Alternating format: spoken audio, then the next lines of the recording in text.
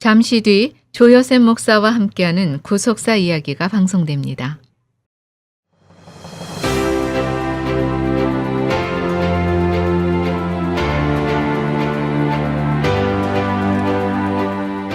안녕하세요. 매주 주일 아침 8시부터 9시까지 조유셉 목사와 함께하는 구속사 이야기로 여러분을 찾아뵙는 조유셉 목사입니다. 오늘은 지난 시간에 이어서 역대기 족보 각장의 구속 경륜을 계속해서 살펴보도록 하겠습니다. 지난 시간에는 역대상 1장, 2장, 3장에 있는 내용과 또 특이사항, 또 그 속에 감춰져 있는 하나님의 구속 경륜을 우리가 살펴봤는데, 오늘은 역대상 4장에 있는 내용을 살펴보도록 하겠습니다. 역대상 4장의 내용은 유다 지파와 관련되어 있는 내용이 들어있습니다. 역대상 4장 1절은 유다 지파의 주요 혈통, 베레스, 헤스론, 갈미, 훌, 소발 내용이 들어가 있고요. 역대상 4장 2절과 8절 소라와 에담, 드고와 지역의 주민의 계보가 기록되어 있습니다. 역대상 4장 9절과 10절은 우리가 잘 알고 있는 야베스의 출생 배경과 그의 간절한 기도, 그리고 4장 11절과 14절에는 네가와 게하라심 지역 주민의 계보가 기록되어 있습니다. 또 15절과 20절은 기타 유다 지파 주요 족장들의 계보가 있고, 21절에서 23절까지는 유다의 아들 셀라, 이 셀라 계열의 주요 자손들이 기록되어 있습니다.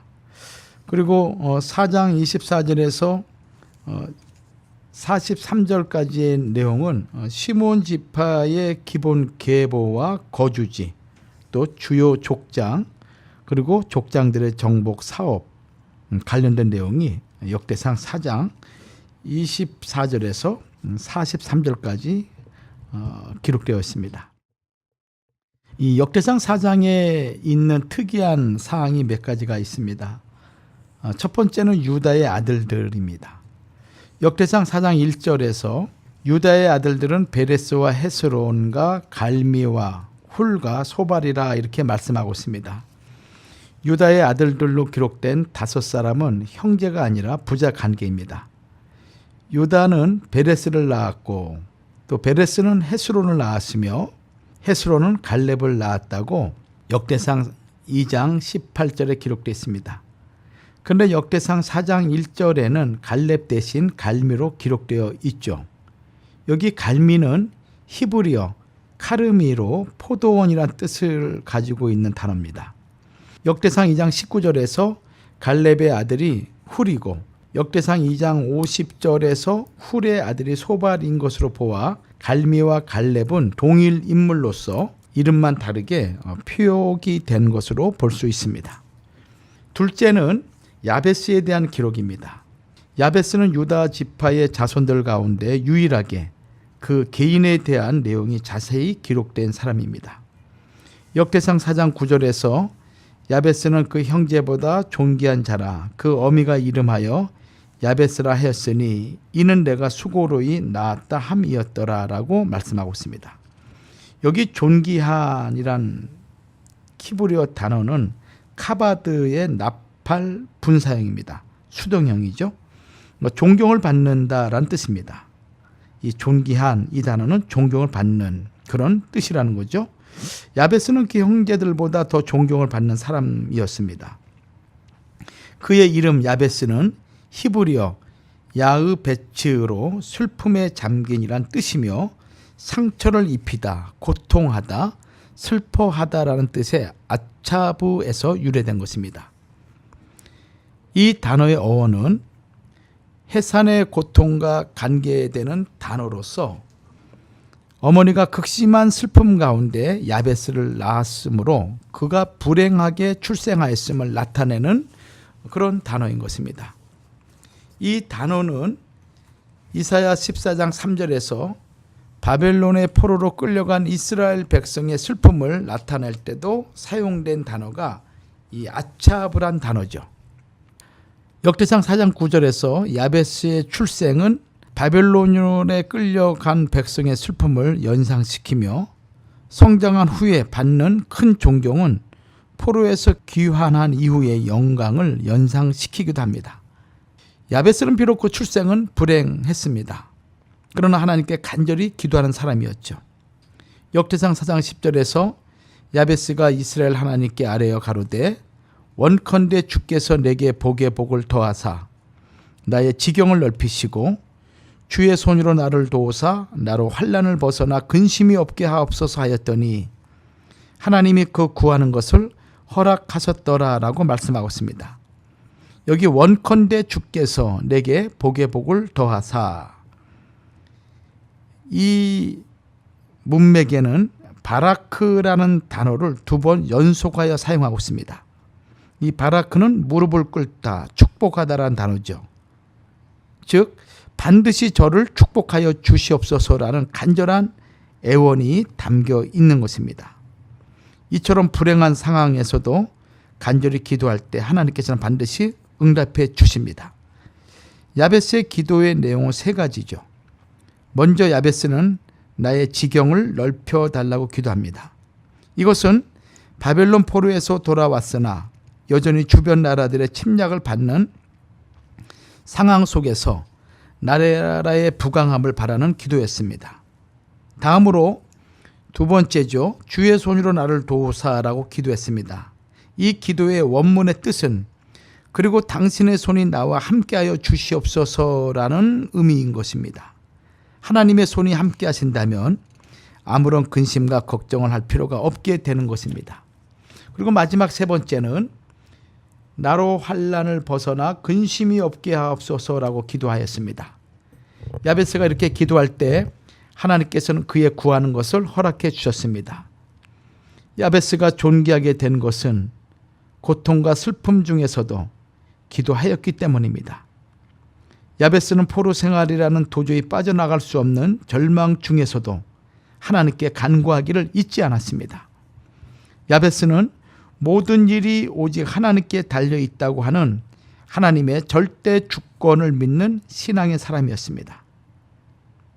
역대상 족보에 야베스를 자세히 기록한 것은 바벨론 포로에서 돌아온 이스라엘 백성의 형편이 야베스가 출생한 환경과 비슷하였기 때문입니다. 비록 이스라엘 백성이 환난과 근심 속에 있지만 야베스처럼 간절히 기도하면 하나님께서 반드시 영광을 안겨주신다는 큰 소망을 심어주기 위한 것이었습니다. 오늘 우리의 삶 가운데 야베스와 같이 비록 출생이 불행하고 또 환경이 어렵다 할지라도 하나님께 간절히 기도하는 그 순간 원컨대 주께서 내게 복의 복을 더하사 나의 지경을 넓히시고 주의 손으로 나를 도우사 나로 환난을 벗어나 근심이 없게 하옵소서 기도할 때 하나님께서 그 구하는 것을 우리에게도 허락하여 주실 줄 믿습니다. 이 역대상 4장의 구속 경륜을 살펴보죠. 역대상 4장 18절에는 이방인의 이름이 등장하는데 바로 메렛의 아들 비디아입니다. 이 비디아라는 여자는 애굽왕 바로의 딸로 기록되어 있습니다. 비디아는 히브리어 비트야로 바트, 딸과 야, 여호와의 압축형이죠. 이 바트와 야가 합성된 단어입니다. 즉 여호와의 딸이란 뜻이죠. 그녀는 비록 이방인이었지만 하나님을 믿고 언약 백성 가운데 편입되었을 것입니다. 이처럼 역대상 족보에 이방 여자의 이름이 기록된 것을 통해 언약 자손의 정통성이 단순히 혈통에 있는 것이 아니라 신앙에 있음을 우리에게 보여주고 있습니다. 또한 역대상 4장에는 유다 지파에 이어 시므온 지파가 가장 먼저 소개되고 있습니다. 본래 야곱의 12아들 중 시므온은 레이와 함께 누이 디나를 욕보인 세겜 부족을 할례를 이용하여 칼로 죽인 일 때문에 저주를 받게 됩니다. 창세기 34장 24절과 27절 말씀이나 49장 5절과 7절 말씀을 참고하시면 도움이 될 것입니다. 그 후에 시므온 지파는 오랜 세월 동안 미약하였습니다. 광야에서 시행하였던 제1차 군인 개수 59,300명이었습니다. 그런데 제2차 군인 개수 때는 22,200명으로 개수가 됩니다. 이 결과만 1차 군인 개수와 2차 군인 개수의 결과만 비교해 보아도 37,100명이나 현저하게 줄어들었던 것입니다. 민수기장 13절 말씀 또 26장 14절 말씀을 비교해서 참조하시기 바랍니다.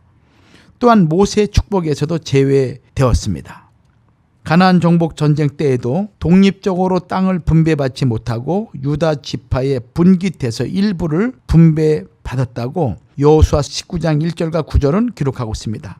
그러나 오랜 세월이 지난 남유다 제13대 왕 히시기야 시대에 이르러 그동안 그렇게 미약하였던 시므온 지파의 회복과 번성의 역사가 일어납니다. 역대상 4장 38절에서는 그 종족이 더욱 번성한지라 라고 말씀하고 있습니다. 그래서 시므온 지파는 더 큰 목장을 구하였는데 골짜기 동편 그돌 지경에 이르러 아름답고 기름진 목장을 발견하였으며 그 땅은 광활하고 안정된 곳이었습니다. 뿐만 아니라 시므온 지파는 과거 선조들이 이루지 못한 정복 사업을 이루었습니다. 역대상 4장 41절에서는 이 후에 농명된 자가 유다 왕 히스기야 때에 가서 저희의 장막을 쳐서 파하고 거기 있는 모님 사람을 쳐서 진멸하고 대신하여 오늘까지 거기 거하였으니 이는 그 양떼를 먹일 목장이 거기 있음이며라고 말씀하고 있습니다. 이것은 가나안 족속을 진멸하라라는 신명기 7장 1절과 2절의 하나님 명령이 가장 미약하였던 시므온 지파를 통해 늦게나마 실행되었음을 보여줍니다. 그것은 과거 어두웠던 역사로부터 회복해 주시는 하나님의 은혜였고 특별하신 섭리였습니다. 역대상 4장에서 시므온 지파가 영토를 정복한 내용을 자세히 기록하고 있는 이유는 무엇이겠습니까? 그것은 바벨론 포로에서 귀환한 백성들에게 시므온과 같이 어두운 과거를 적극적인 믿음으로 극복하고 언약 백성의 미래를 개척할 것을 촉구하는 것입니다. 하나님께서는 역대상 4장에서 유다 지파 야베스와 시므온 지파의 이야기를 통하여 바벨론에서 귀환한 백성에게 신앙의 개혁과 회복 그리고 적극적인 기도와 믿음의 행위를 강조하셨던 것입니다. 다음으로는 역대상 5장의 내용을 살펴보죠. 내용은 역대상 5장 1절과 10절까지는 르우벤 지파의 주요 계보와 거주지가 기록되어 있습니다.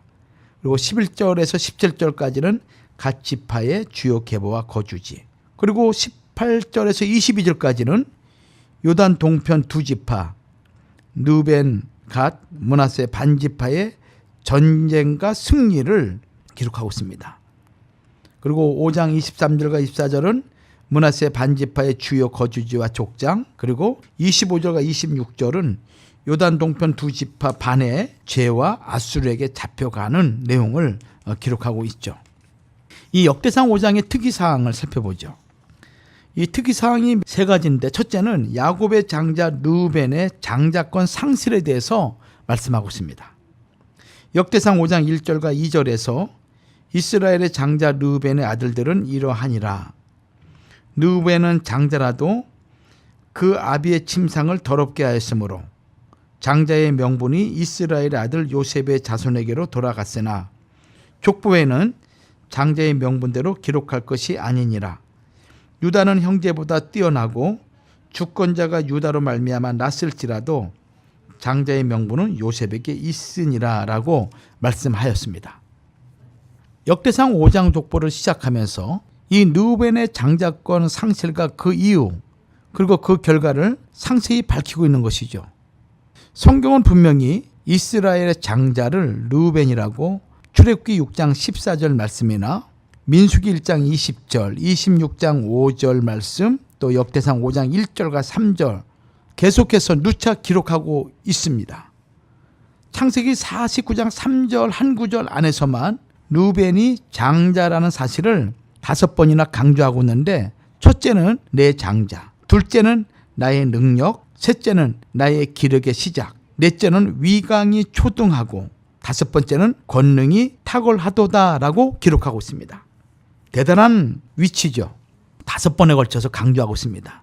그러나 창세기 49장 4절에서는 그가 장자권을 박탈당한 이유를 자세히 설명하고 있습니다.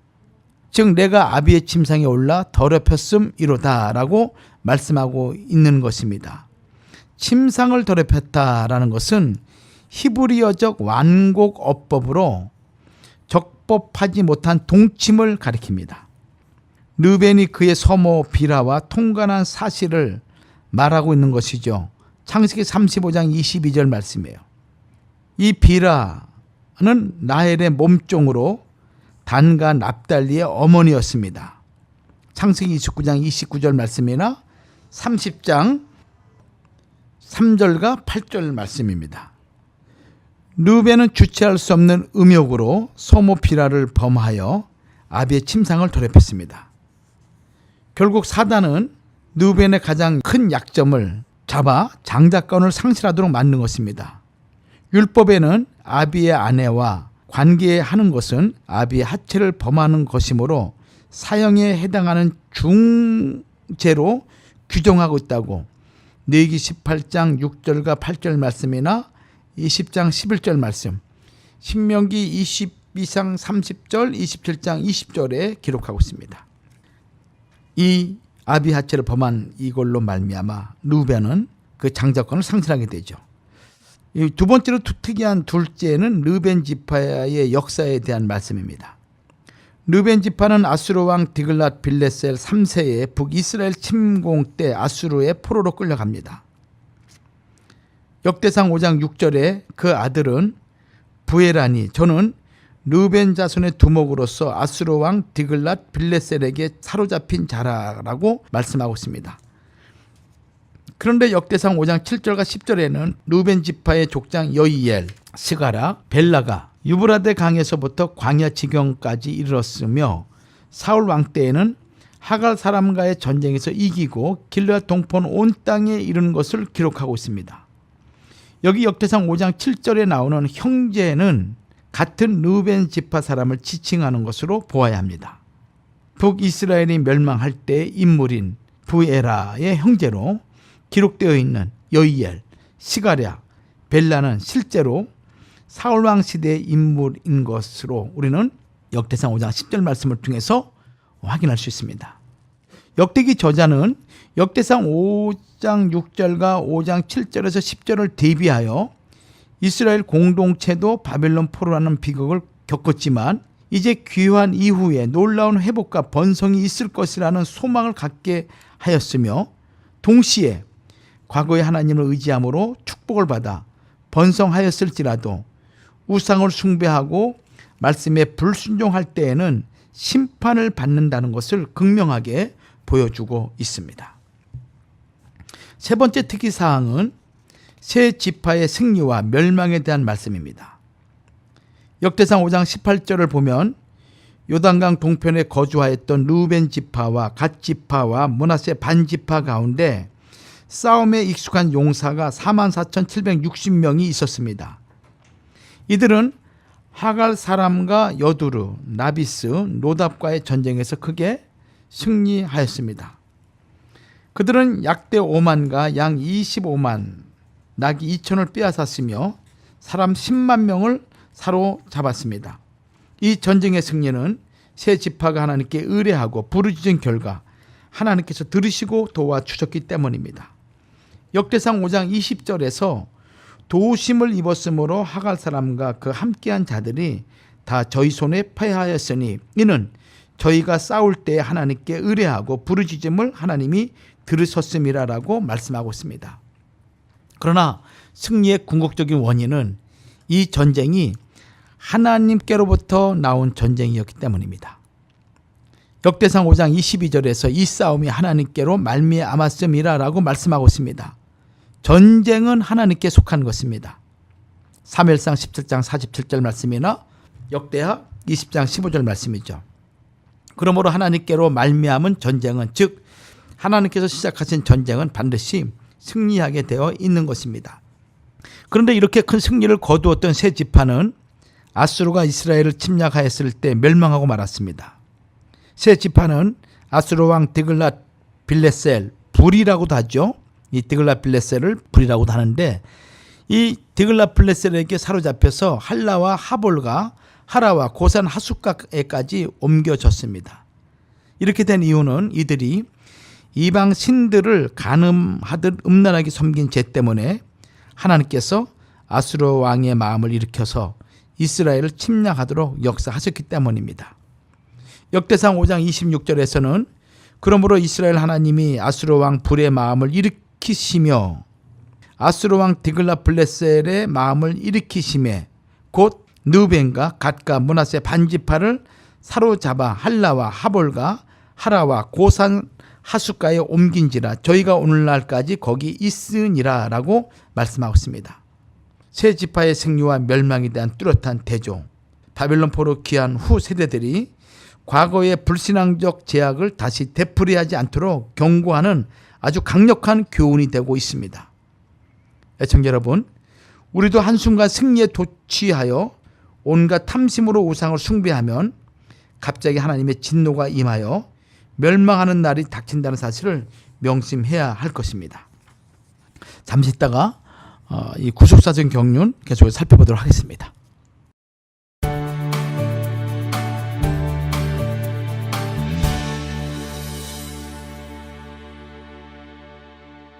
지금 여러분께서는 조요셉 목사와 함께하는 구속사 이야기를 듣고 계십니다. 조요셉 목사와 함께하는 구속사 이야기는 매주 일요일 오전 8시 1시간 동안 방송됩니다. 여기 성공 투자를 위해 모든 것이 준비된 상업시설이 있습니다. 대한민국 송도에서 만나는 송도 아메리칸타운 아이파크 상업시설, 인근 주거단지와 대학교 그리고 지하철역, 대형 쇼핑몰과 연계된 풍부한 수요는 물론 2층 테라스, 여유로운 주차공간 등 특별한 설계까지 더한 송도 아메리칸타운 아이파크 상업시설을 지금 만나십시오.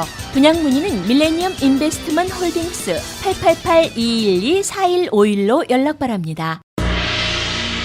제중한의원이 아로마센터 1층으로 새롭게 단장하며 확장 이전을 하였습니다. 한국에서의 명성 그대로 한약 잘 짓는 현대판 대장금이 진료하는 제중한의원. 각종 통증, 중풍, 비만, 무인과 질환에 특효가 있습니다. LA 유일 금친한의원 제중한의원. 일반 건강보험, 오바마 보험, 교통, 상해보험, 메디케어, HMO도 취급합니다. 윌셔와 세라노 213-263-2803, 213-263-2803 제중한의원. 온 가족이 갈 수 있는 편리하고 편안한 병원 베델 패밀리 메디컬 그룹은 예방접종, 체크업, 의사 방문까지 여러분의 필요에 정성을 다합니다. 메디케어, PPO, HMO 등 많은 보험을 취급하며 한국말, 영어, 간단한 스페니쉬 가능합니다. 베델 패밀리 메디컬 그룹 720 노스하버 블러바드 스윗 B 플러튼에 있습니다. 714-526-2364 714-782-7700 기본에 충실한 신선한 재료만 준비합니다. 윌셔 나고야 스시 멜로즈로 이전 오픈.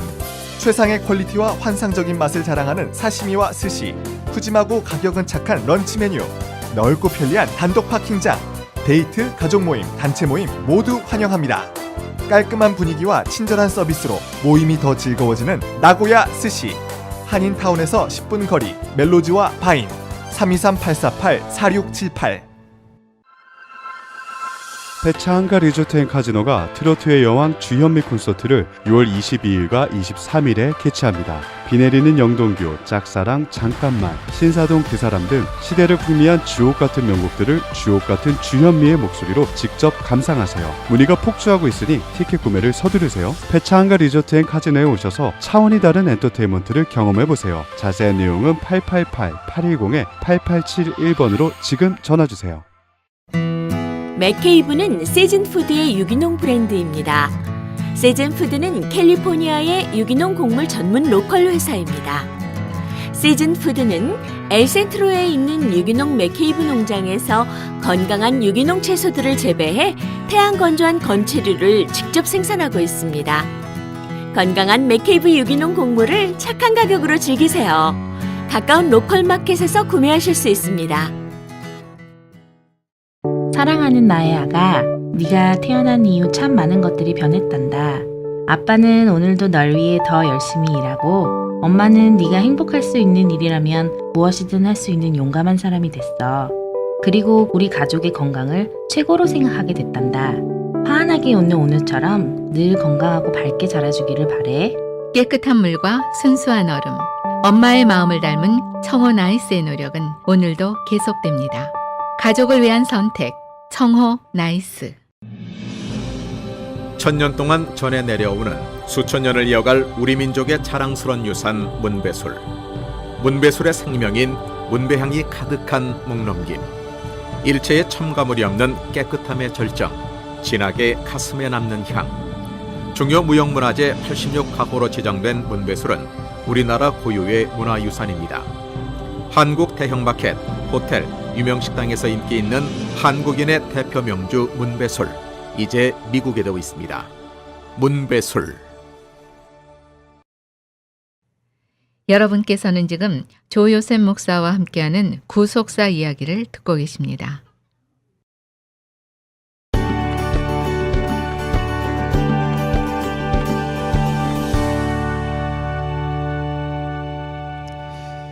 지난 시간에 이어서 역대상 5장에 들어있는 구속사적인 경륜을 살펴보겠습니다. 역대상 5장 족보는 르벤의 장자권 상실에 대한 기록으로 시작을 하고 있죠. 르벤이 서모인 비라와 간음하여 아비의 침상을 더럽힌 사건으로 말미암아 장자의 명분은 요셉 자손에게로 돌아갔다고 창세기 49장 22절과 26절 말씀이나 또 역대상 5장 1절에서 2절까지 말씀을 보면은 확인할 수 있습니다. 이것은 요셉이 영적인 장자가 되는 것과 요셉을 통해서 야곱의 가족 70명이 기근에서 건진받은 사실을 염두에 둔 표현이기도 합니다. 역대상 5장 1절 하반절에서는 족보에는 장자의 명분대로 기록할 것이 아니니라 라고 말씀하고 있죠. 이것은 실제 족보상의 장자는 요셉이 아니라 네 번째 아들 유다가 되었습니다. 유다 지파를 통해서 다윗 왕뿐만 아니라 최종적인 주권자이신 메시아가 오신다는 것을 가르쳐 주고 있는 것입니다. 장자권을 상실한 르벤의 행동은 애굽의 총리가 되어 민족을 구원한 요셉의 장자다운 행동과 대조를 이루며 동시에 유다 지파를 통하여 언약의 정통성이 계승되었음을 보여주고 있는 것입니다. 르벤은 야곱의 장자였습니다. 그가 죄를 범하지 않았다면 다른 형제보다 2배의 분깃을 받고 집안을 다스리는 권리를 차지했을 것입니다. 이삭의 아들들 가운데 에서는 혈통상 장자였음에도 불구하고 장자의 명분을 경홀히 여겼다고 창세기 25장 34절에 말씀하고 있고 그 결과 장자의 축복을 받지 못하여 결국 장자권이 야곱에게 넘어갔습니다. 히브리 12장 16절과 17절 말씀이죠. 마찬가지로 르벤은 적법한 장자였음에도 장자권 중 2배의 축복은 요셉에게 7위권은 유다에게로 돌아가고 말았습니다. 아비의 침상은 아비의 권위요 아비의 비밀입니다. 르벤은 간음죄와 더불어 아버지의 권위에 도전하는 심각한 죄를 범한 것입니다. 다윗의 아들 압살롬도 아버지의 후궁들을 욕보이는 죄를 범하였으며 그 말로는 매우 비참했습니다. 압살롬은 노새를 타고 도망가던 중 자신의 자랑거리였던 머리카락이 상수리 나무에 걸려 다윗의 군대 장관 요압의 창에 심장이 찔리고 요압의 병기를 맡은 소년 10명에게 에워싸여 쳐 죽임을 당하였다고 사무엘하 18장 9절과 15절은 말씀하고 있습니다. 우리는 역대기 족보가 장자권의 상실과 획득을 중시하여 기록하고 있음에 주목해야 합니다. 야곱의 장자였던 르벤이 장자권을 상실하는 과정을 통해 아무리 권능이 탁월하고 최고의 권세를 가진 사람이라도 간음이라는 한순간의 범죄로 자기를 위해 예비하여 쌓아두신 하나님의 축복을 송두리째 상실하고 만다는 것을 깊이 되새겨야 하겠습니다. 6번째로 역대상 6장의 내용을 살펴보죠. 이 역대상 6장의 내용은 6장 1절과 15절에는 대제사장의 계보가 기록되어 있습니다. 6장 16절에서 30절까지는 레위 지파의 족보가 기록되어 있죠.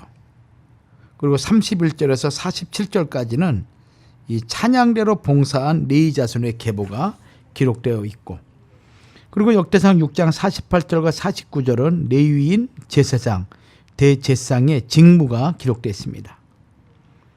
그리고 역대상 6장 50절과 53절까지는 대제사장의 계보가 기록되어 있는데 아론부터 다윗 왕 시대까지 계보인 것입니다.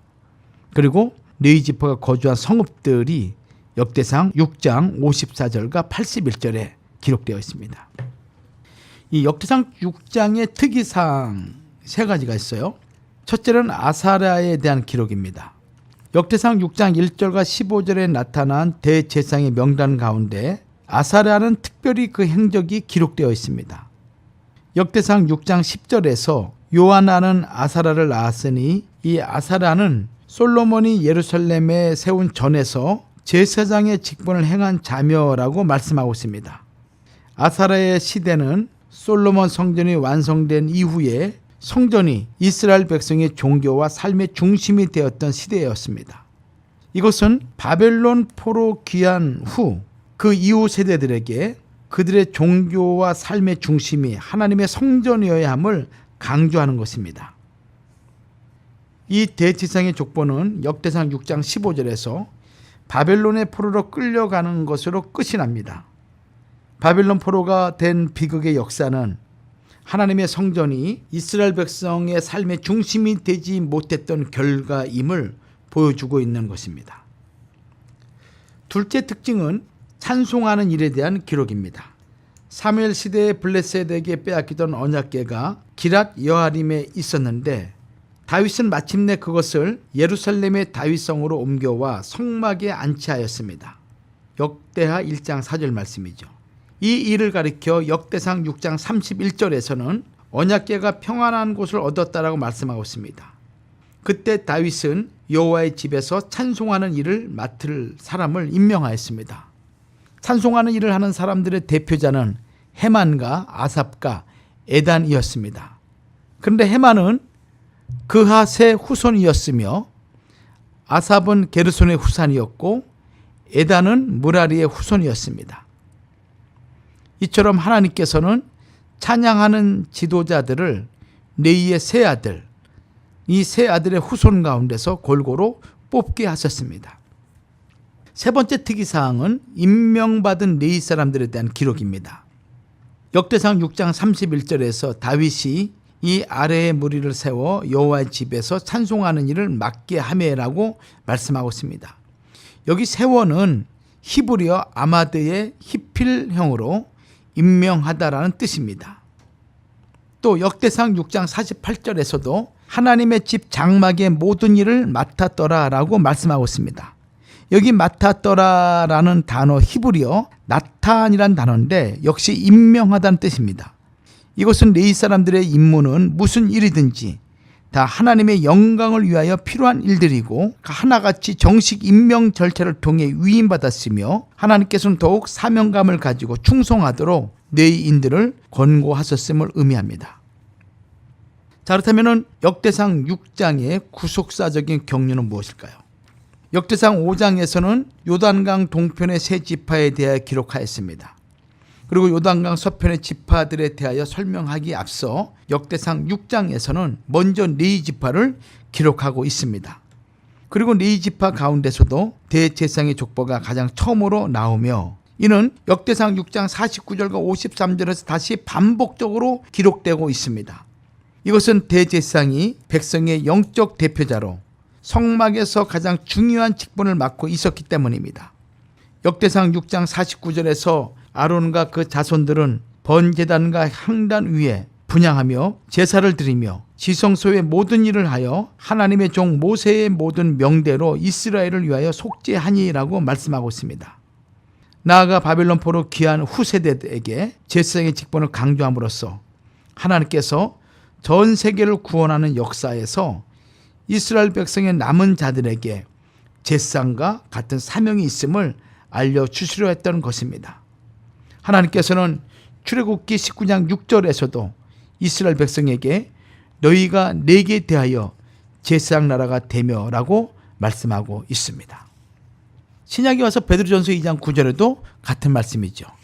자, 7번째로 역대상 7장의 내용을 살펴보죠. 이 역대상 7장의 내용은 6가지 내용이 있습니다. 7장 1절에서 5절까지는 이사갈 지파의 족보가 기록되어 있고 6절에서 12절까지는 베냐민 지파의 족보가 기록되어 있습니다. 또 역대상 7장 13절은 납달리 지파의 족보죠.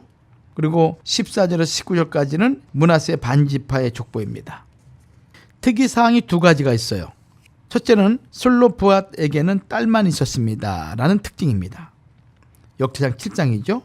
이 역대상 7장 15절에서 므낫세의 둘째 아들의 이름은 슬로브앗이니 슬로브앗은 딸들만 낳았으며 라고 말씀하고 있습니다.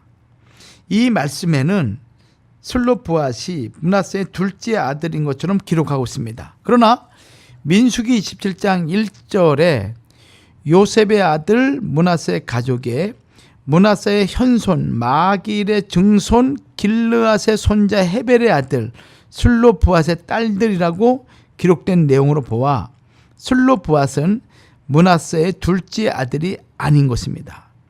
여기 둘째 아들이라는 단어는 히브리어로 세니로 둘째, 두 번째라는 뜻 외에도 다른 하나의 다른이란 뜻을 가지고 있습니다. 그러므로 역대상 7장 15절에 므낫세의 둘째 아들의 이름은 슬로브앗이니라는 표현은 므낫세의 다른 자손의 이름은 슬로브앗이니라는 번역이 원문에 가깝습니다. 이 슬로브앗은 아들이 없이 딸만 5명이 있었습니다. 당시에는 남자들에게만 상속이 이루어졌기 때문에 슬로브앗의 받을 기업이 없어질 위기에 처했던 것입니다. 이때 5명의 딸들은 자기 아버지에게는 아들이 없으니 아버지의 기업을 자기들에게 달라고 모세에게 요구하였습니다.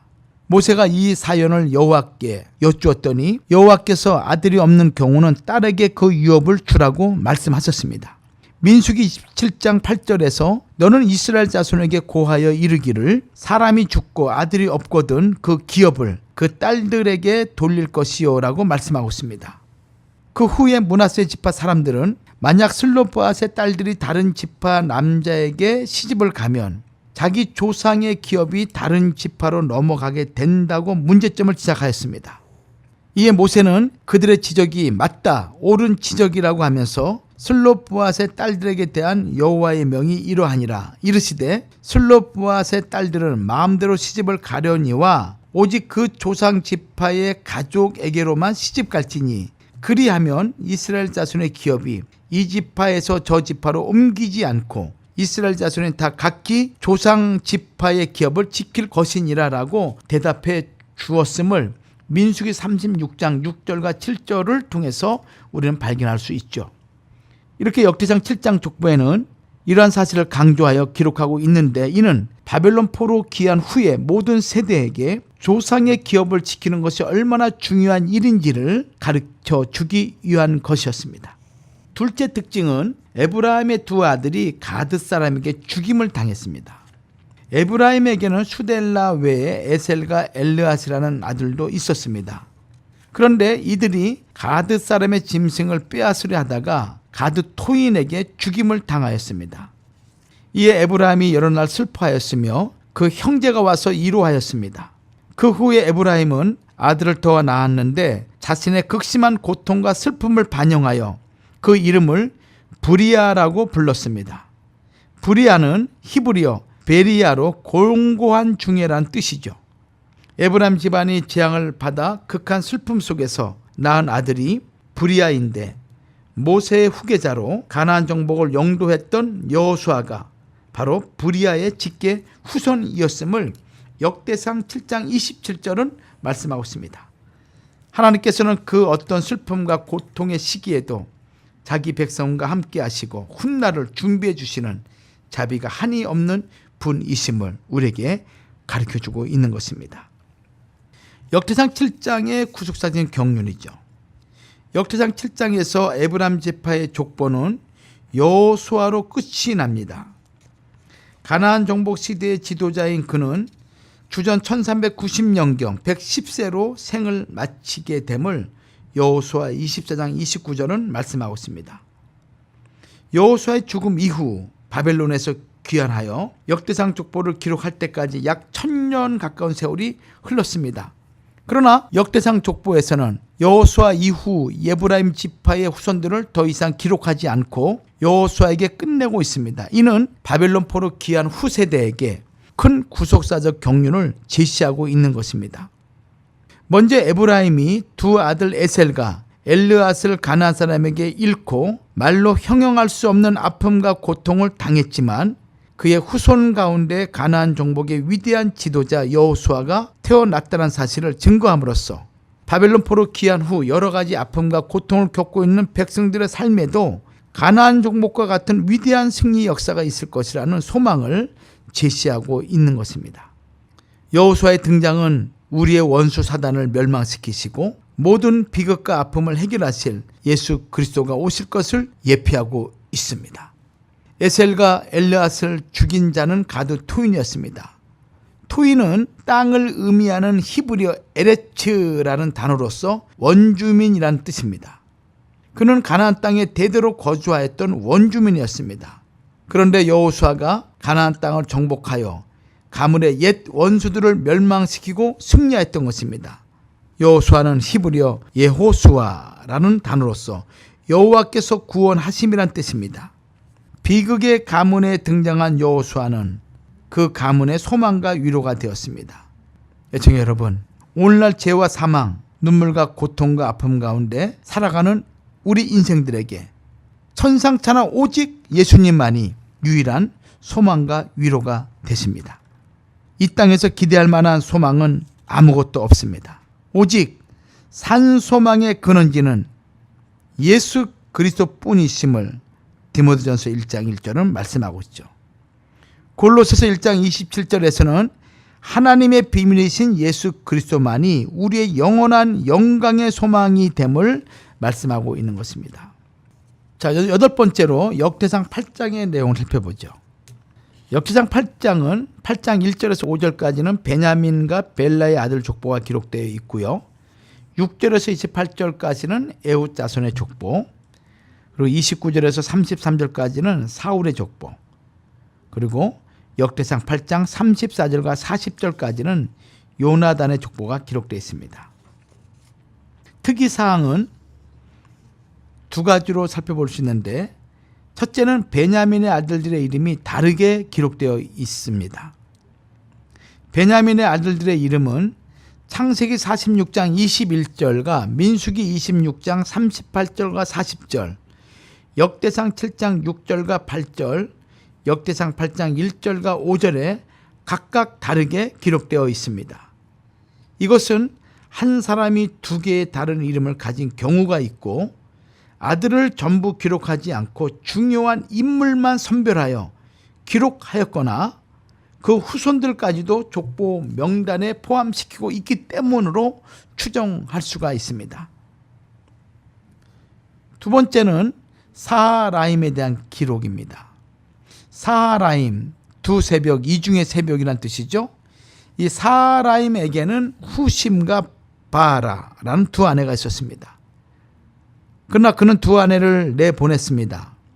역대상 8장 8절에 내어보내다는 이혼하여 아내를 내쫓다라는 뜻입니다. 그리고 사하라임은 모압 땅에 가서 호데스와 결혼하여 자녀를 낳았다고 역대상 8장 8절과 10절은 말씀하고 있습니다. 역대상 8장에서는 이스라엘의 아내를 통하여 낳은 게보와 모압 여인을 통하여 낳은 게보를 대조해 보여주고 있는데, 하나님의 기업은 이스라엘의 아내가 낳은 자손들을 통하여 계승되었음을 강조하고 있습니다. 이것은 바벨론 포로 귀환 후 세대에게 경종을 울리는 말씀입니다.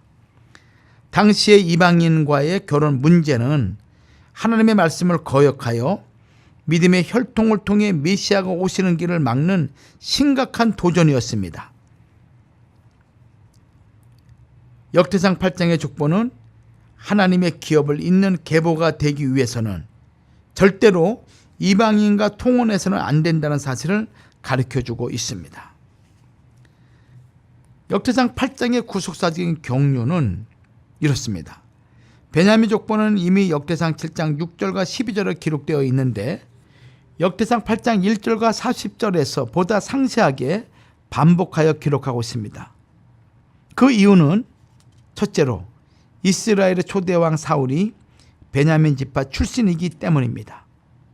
둘째는 분열 왕국 시대에 유다 지파와 베냐민 지파가 남유다를 형성하였기 때문입니다. 오직 베냐민 지파만은 북이스라엘로 가지 않고 유다 지파와 함께 남유다를 형성하여 다윗 언약을 계승하였던 것입니다. 셋째는 베냐민 지파는 바벨론에서 귀환한 세대 중에 큰 비중을 차지하고 있기 때문입니다. 느헤미야 11장 7절과 9절 말씀이나 31절에서 36절, 또 느헤미야 11장 4절 말씀인데 이 11장 4절은 예루살렘에 거주한 자들 중에 유다 지파와 베냐민 지파를 강조하여서 기록하고 있기도 합니다. 이처럼 베냐민 지파는 자기 지파의 이익이나 자존심보다 하나님의 언약의 정통성을 계승하는 편에 섰습니다. 훗날 사도로 크게 쓰임을 받았던 바울도 베냐민 지파의 출신이었습니다. 그는 빌립보 3장 5절에서 내가 8일 만에 할례를 받고 이스라엘의 족속이요 베냐민 지파요 히브리인 중에 히브리인이요 율법으로는 바리새인이요 라고 말씀하였습니다. 우리도 항상 하나님의 언약 정통성을 계승하는 편에 서서 하나님의 나라 건설을 위해 충성하는 삶을 살아야 할 것입니다. 이제 마지막으로 역대상 9장의 말씀을 살펴보죠. 내용은 역대상 9장 1절과 9절까지는 예루살렘에 거하는 귀한 자들에 대한 내용입니다. 또 10절과 13절은 포로에서 귀환한 제사장들, 14절과 34절은 포로에서 귀환한 레위인들, 35절과 44절은 사울의 가계가 기록되어 있습니다. 특이사항은 4가지로 우리가 살펴볼 수가 있습니다. 첫 번째는 느디님 자손들을 기록하고 있습니다.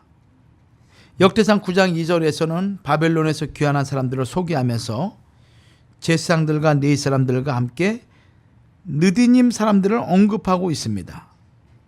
이 사람들은 히브리어 네티님으로 허락된 자들, 성전 봉사자들을 의미합니다.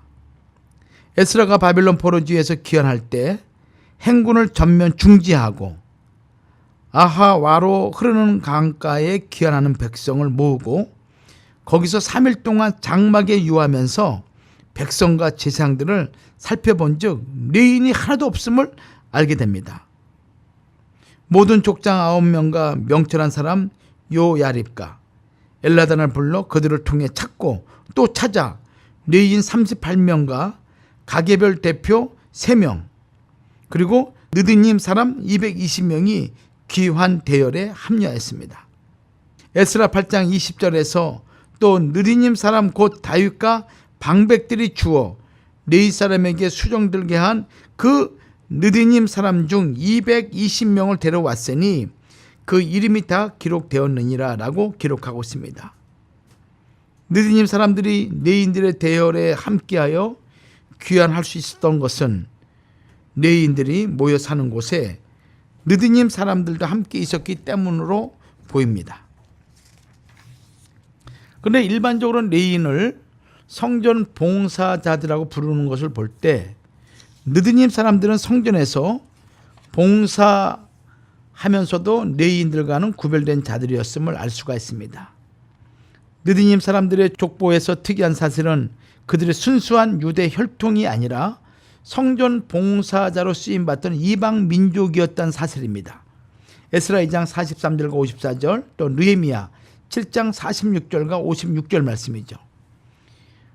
느디님 사람들은 비록 혈통적으로는 이스라엘 백성이 아니었으나 여호와를 경외하는 신앙 안에서 이미 뿌리를 내려 이스라엘 백성이 되어 있었던 자들입니다. 느디님 사람들이 바벨론에서 귀환하여 거했던 곳은 오벨이었습니다. 오벨은 예루살렘 성전 언덕 남쪽으로 연결된 지역으로서 거룩한 성의 일부로 간주되었습니다. 둘째 특징은 포로에서 돌아온 사람들의 명단이죠. 역대상 9장 3절에 포로에서 돌아온 자들의 명단에 유다 자손과 베냐민 자손과 에브라임 자손과 므낫세 자손이 기록되어 있습니다. 그러나 실제로는 역대상 9장 4절과 9절에서 유다 자손과 베냐민 자손만을 기록하고 있습니다. 이것은 남유다 왕국을 건설했던 두 지파가 포로에서 돌아온 이후에도 신정 국가를 세우는데 주도적인 역할을 담당했기 때문입니다. 셋째 특징은 귀환한 제사장들의 명단이죠. 역대상 9장 13절에서 하나님의 전의 일에 수정될 재능 있는 자가 모두 1760인이더라라고 말씀하면서 귀환한 제사장들의 족보를 소개하고 있습니다. 여기 재능 있는 자가 모두 이 단어 히브리어 깁볼의 헤일이라고 합니다. 이 깁보르는 용사 힘센 사람을 뜻하며 헤일은 하일의 연계형으로 능력이란 뜻입니다. 그러므로 재능 있는 자는 능력이 있는 힘센 사람을 뜻합니다. 하나님의 전에서 수종되는 사람들은 능력이 있는 힘센 사람이어야 된다는 것이죠. 그러나 봉사하는 힘은 사람의 힘이 아니라 하나님께서 공급하시는 힘으로 해야 합니다. 베드로전서 4장 11절에서 만일 누가 말하려면 하나님의 말씀을 하는 것 같이 하고 누가 봉사하려면 하나님의 공급하시는 힘으로 하는 것 같이 하라. 이는 범사에 예수 그리스도로 말미암아 하나님이 영광을 받으시게 하려 함이니 그에게 영광과 권능이 세세에 무궁토록 있느니라. 아멘이라고 말씀하고 있습니다. 넷째 특징은 귀환한 레위 족장 가운데 찬송하는 자가 있었습니다. 역대상 9장 33절에서 또 찬송하는 자가 있으니 곧 레위 족장이라. 저희가 골방에 거하여 주야로 자기 직분에 골몰함으로 다른 일은 하지 아니하였더라라고 말씀하고 있습니다. 이들은 다윗 왕 시대에 찬양의 직분을 맡았던 헤만과 아삽과 에단의 자손들이었습니다. 이들은 바벨론 포로에서 귀환한 이후에도 동일하게 찬양대의 직무를 잘 수행하였던 것입니다. 이들이 바로 시편 84편 4절에 주의 집에 거하는 자가 복이 있나이다. 저희가 항상 주를 찬송하리다라는 말씀의 주인공들입니다. 자, 그렇다면 9장의 구속사적인 경륜은 무엇일까요? 역대상 9장 32절에서 또 그 형제 그와 자손 중에 어떤 자는 진설하는 떡을 맡아 안식일마다 준비하였더라라고 말씀하고 있습니다. 여기 진설병은 생명의 떡이 되시는 예수님을 나타냅니다. 예수님께서는 요한복음 6장 48절에서 내가 곧 생명의 떡이로다라고 말씀하셨습니다. 진설병을 안식일마다 새로운 것으로 교체하듯이 성도는 주일마다 교회에 나와서 생명의 떡이신 예수님을 통하여 하나님의 말씀으로 새롭게 변화되어야 합니다. 하나님의 종들을 통하여 선포되는 하나님의 말씀으로 영육 간의 평안과 안식을 누리고 새 힘을 공급받아 세상에서 승리할 수 있게 되는 것입니다. 그러므로 우리는 매 주일 성령의 검, 하나님의 말씀으로 무장해야 합니다. 하나님께서는 우리에게 감추었던 만나를 주시겠다고 약속하셨습니다. 요한계시록 2장 17절을 볼 때 귀 있는 자는 성령이 교회들에게 하시는 말씀을 들을지어다. 이기는 그에게는 내가 감추었던 만나를 주고 또 흰 돌을 줄 터인데 그 돌 위에 새 이름을 기록한 것이 있나니 받는 자밖에는 그 이름을 알 사람이 없느니라 라고 말씀하고 있습니다. 사랑하는 애청자 여러분, 오늘 우리의 가정 또 교회마다 또 우리 개인의 삶마다 하나님이 감추었던 만나를 여러분들에게 주실 때 받아서 늘 새로운 신앙으로 승리하시는 그런 역사가 있기를 주님의 이름으로 축원합니다. 오늘 역대상 1장부터 9장까지 이 역대기 족보의 각 장의 구속 경륜을 살펴봤습니다. 하나님의 구속의 경륜은 포로 전이나 포로 후나 끊이지 않냐고 메시아를 이 땅에 보내시기까지 계속적으로 끊이지 않고 계속됩니다. 오늘 그 하나님의 구원의 역사가 또한 우리를 통해서 계속적으로 주님 재림하실 때까지 이어져 나갈 것입니다. 오늘 우리에게 주어진 모든 사명을 잘 감당하셔서 주님 재림하시는 그날 영광으로 맞이하는 우리 모든 믿음의 권속들이 되기를 주의 이름으로 축원합니다. 다음 한 주간도 건강하시고 다음 주에 다시 만나 뵙도록 하겠습니다. 감사합니다.